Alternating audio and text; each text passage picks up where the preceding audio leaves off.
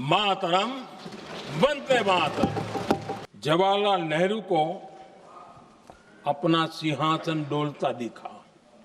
वंदे मातरम की इस मंशा को आपने कब पूरा किया? कब आपने ब्रिटिश का विद्रोह किया? जिन्होंने आजादी के आंदोलन में भाग ही नहीं लिया है, वो वंदे मातरम का महत्व क्या जानेंगे?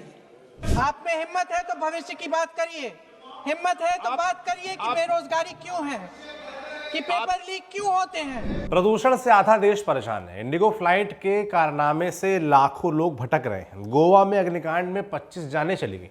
और ऐसे अगर प्रदेशवार जिलावार चले जाएं तो अनगिनत मुद्दे हैं आम आदमी के, आपके। पर आज देश के लोकतंत्र के मंदिर संसद में इनमें से किसी भी मुद्दे पर बहस नहीं हुई। बहस हुई वंदे मातरम पर। ये चर्चा वंदे मातरम के 150 साल पूरे होने के उपलक्ष्य पर करवाई गई। लोकसभा में दिन भर यही मुद्दा छाया रहा। जिन्ना से लेकर नेहरू तक बहस हुई, जम के राजनीति हुई, आरोप प्रत्यारोप का दौर चला और ऊपर जो हमने मुद्दे गिनाए वो सब पीछे छूट गए। पर हमारा काम है जो जैसा हुआ वो आपको बता देना, तो बताएंगे। नमस्ते, मेरा नाम है सौरभ त्रिपाठी और आप देख रहे हैं संसद की बात। आज शुरुआत लोकसभा से ही करेंगे क्योंकि वंदे मातरम का मुद्दा यहीं गरमाया रहा। बहस की शुरुआत खुद प्रधानमंत्री नरेंद्र मोदी ने की। तम ही दुर्गा दश प्रहरण धारिणी, कमला कमल दल विहारिणी, वाणी विद्या दायिनी, नमामि त्वाम नमामि कमलाम, अमलाम अतुलाम, सुजलाम सुफलाम, मातरम, वंदे मातरम। पीएम मोदी ने भाषण में पहले आजादी, ब्रिटिश सरकार और राष्ट्रगीत के बनने का किस्सा सुनाया और फिर जिक्र आया जिन्ना का, नेहरू के जिन्ना की जिद के आगे झुकने का, सुभाष चंद्र बोस को पत्र लिखने का। और यहीं से संसद का माहौल गरमाने लगा।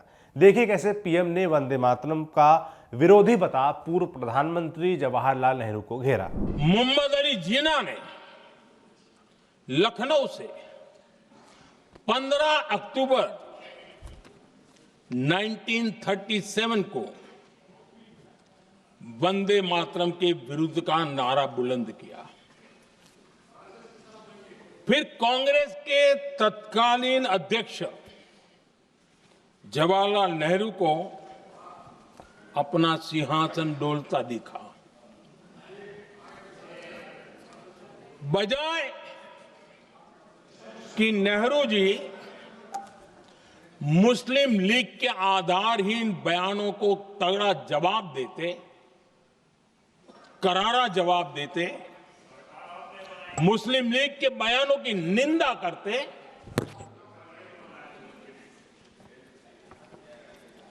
और वंदे मातरम के प्रति खुद की भी और कांग्रेस पार्टी की भी निष्ठा को प्रकट करते हैं। लेकिन उल्टा हुआ। वो ऐसा क्यों कर रहे वो तो पूछा ही नहीं, न जाना। लेकिन उन्होंने वंदे मातरम की ही पड़ताल शुरू कर दी। पीएम मोदी के भाषण और तमाम आरोपों के बाद जवाब देने का नंबर आया कांग्रेस सांसद गौरव गोगोई का। पीएम को घेरते हुए गोगोई ने पूछा कि ये लोग ये भी तो बताएं कि आजादी की लड़ाई में इनके राजनीतिक पूर्वज कहां थे। सुनिए पूरी बात। मैं पूछना चाहता हूं कि आपके राजनीतिक पूर्वजों ने वंदे मातरम की इस मंशा को आपने कब पूरा किया? कब आपने ब्रिटिश का विद्रोह किया? कब किया? अब वंदे मातरम का उद्देश्य था कि ब्रिटिश को के बीच में डर फैलाना। मैं पूछना चाहता हूं कि आपने उस मंशा को कब पूरा किया? 1937 की आप बात करते हैं और 1937 में आपको आपत्ति है, तो मैं पूछना चाहता हूं कि 1942 में जब भारत छोड़ो आंदोलन था तब आपके राजनीतिक पूर्वज कहां थे? गोगोई ने आगे पीएम पर कटाक्ष कर एक नंबर भी गिनाया कि पीएम ने कितनी बार नेहरू का नाम लिया। कहा पंडित नेहरू और कांग्रेस का नाम लिए बिना उनका कोई भाषण पूरा नहीं होता। विपक्ष की तरफ से अगला मोर्चा संभाला सपा प्रमुख अखिलेश यादव ने। वंदे मातरम पर अपनी बात रखते हुए अखिलेश ने कहा कि जिन्होंने आजादी में हिस्सा नहीं लिया वो राष्ट्रगीत का महत्व क्या जानेंगे। वंदे मातरम ने हमें जोड़ा लेकिन ये लोग तोड़ने का काम कर रहे हैं, ये दरारवादी हैं। सुनिए। जिस वंदे मातरम ने आजादी के आंदोलन में सबको जोड़ा, आज के दरारवादी लोग उसी से देश को तोड़ना चाहते हैं, जिन्होंने आजादी के आंदोलन में भाग ही नहीं लिया है।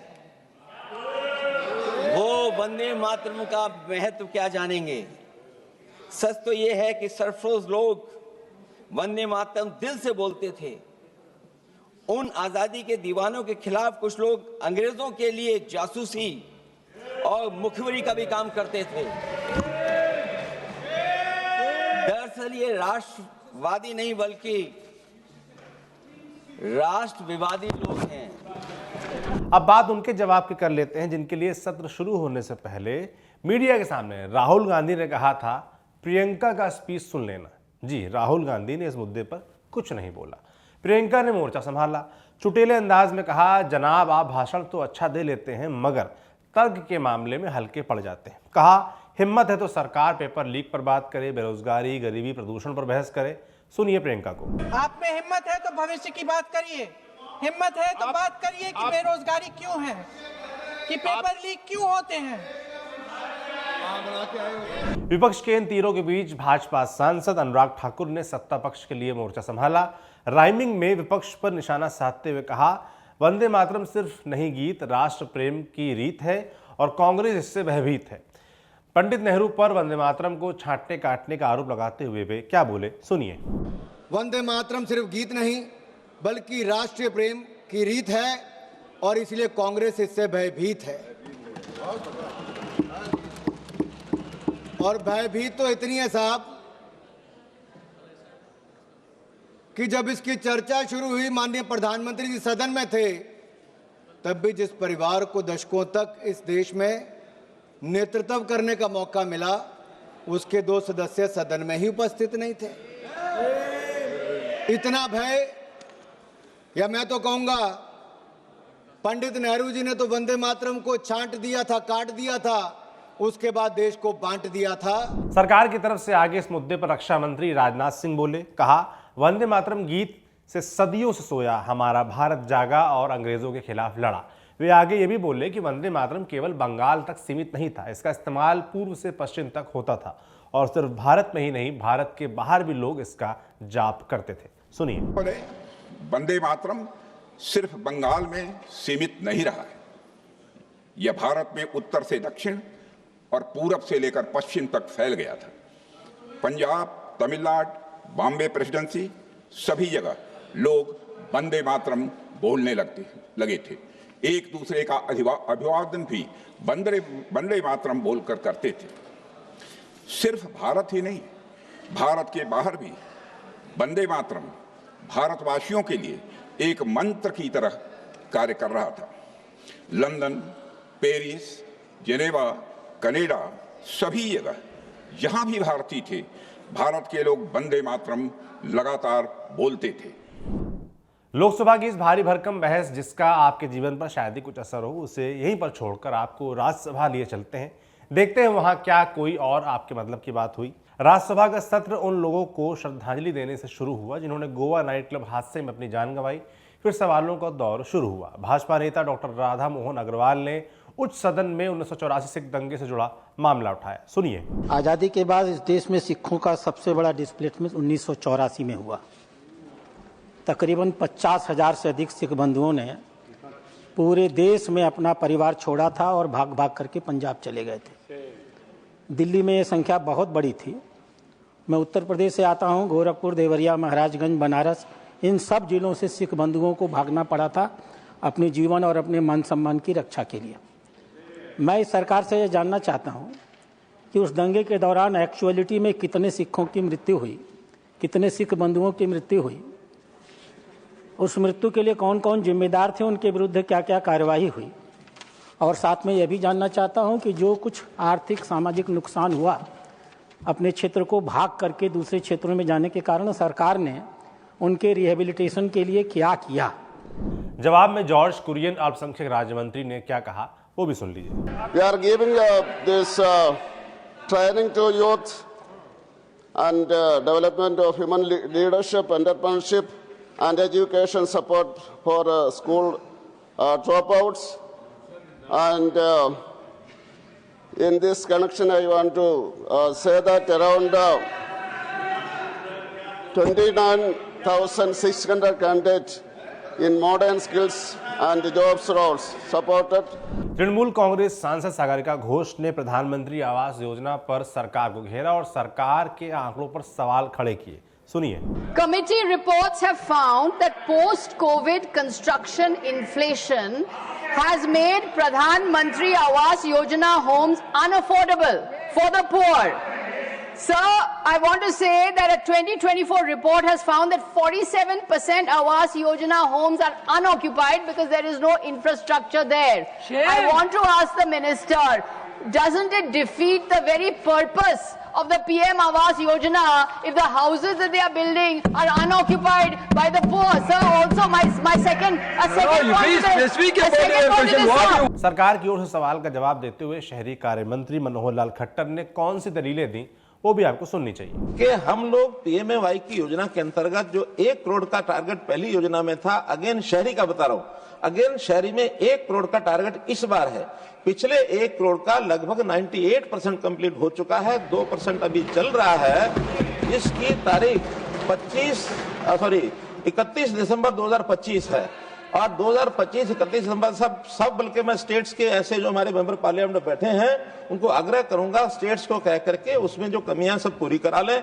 उस समय तक जितने फंड्स बाकी बचे वो रिलीज कर दिए जाएंगे, क्योंकि ये योजना 2020 में खत्म होनी थी। एक्सटेंड करते करते 2025 आया है, 2025 के बाद कोई बचेंगे तो स्टेट्स को अपने आप करने होंगे। जहां तक रिहेबिलिटेशन का विषय है, ये अगेन मैं बार बार स्ट्रेस कर रहा हूं कि ये काम स्टेट्स का है, ये सेंटर का नहीं है। सेंटर तो केवल स्कीम बना के देता है, उस स्कीम में अगर वो अडॉप्ट करेंगे, अगर आपकी इनकी अपनी सरकार अडॉप्ट नहीं करती है, how we are responsible for that. Rajya Sabha में एक बार फिर से health security to national security bill पर चर्चा हुई। क्या कहा वित्त मंत्री ने वो भी सुनिए। Shrimati Nirmala Sitharaman to move a motion for consideration of the health security से national security cess bill 2025। Thank you, sir. With your permission, I rise to move that the bill to augment the resources for meeting expenditure on national security and for public health and to levy a cess for the said purposes on the machines installed or other processes undertaken by which specified goods are manufactured or produced and for matters connected therewith or incidental thereto as passed by the Lok Sabha to be taken into consideration. तो यही है आज की संसद का हाल। जाते जाते वंदे मातरम के बारे में एक दो जरूरी बातें हम आपको बता देना चाहते हैं जो आपको याद रखनी चाहिए। भारत के राष्ट्रगीत वंदे मातरम को बंकिम चंद्र चटर्जी ने 7 नवंबर 1875 को अक्षय नवमी के पावन अवसर पर लिखा था। यह 1882 में पहली बार उनकी पत्रिका बंग दर्शन में उनके उपन्यास आनंद मठ के हिस्से के रूप में छपा था। 1896 में कांग्रेस के अधिवेशन में रविन्द्रनाथ टैगोर ने पहली बार मंच पर वंदे मातरम गाया तो हर आंख नम थी। जाहिर सी बात है वंदे मातरम के लिए हर भारतीय के मन में सम्मान का भाव है और रहेगा। वंदे मातरम हमारी राष्ट्रीय धरोहर थी, है और रहेगी। धन्यवाद। वंदे मातरम।